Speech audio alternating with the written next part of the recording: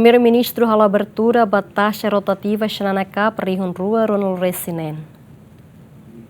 Primeiru-Ministru Carrera Xanana Guzmão e a Quintane halo abertura da Taxa Rotativa Xanana Cup rihun rua ronul resinen ka Copa Avonana e a Estádio Municipal dele. Primeiru-Ministru suba comissão organizadora na fatin loke evento sirane atubele promove bebê jovem sira no prepara fini jogador sirane be e a talento desporto e a futuro.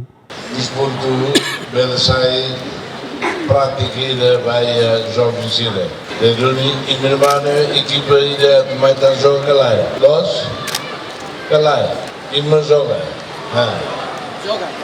Joga. Sira be minha no mar lá dentro be não sei no mar. Pronto.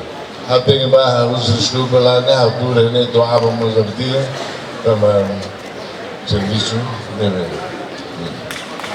Obrigado. Andrar.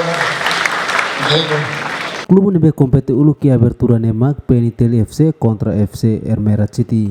Dadaune clube rono reseni memak se participa ia Copa Avonana no jogo ne lau quase fulangi dene larang. Campo nebe atu utiliza ba apuramento mak estádio Manatutu no Gleno. Prêmio nebe mak dadaune comissão organizadora prepara mak primeiro lugar Osan Riun San Loresen 5, segundo lugar Osan Riun 8, terceiro lugar Osan Riun 5, quarto lugar Osan Riun 2 atus 5, melhor marcador motor ida, melhor jogador motor ida, melhor guarda-rede motor ida, no melhor treinador motor ida. Jacinto Marques, GMN.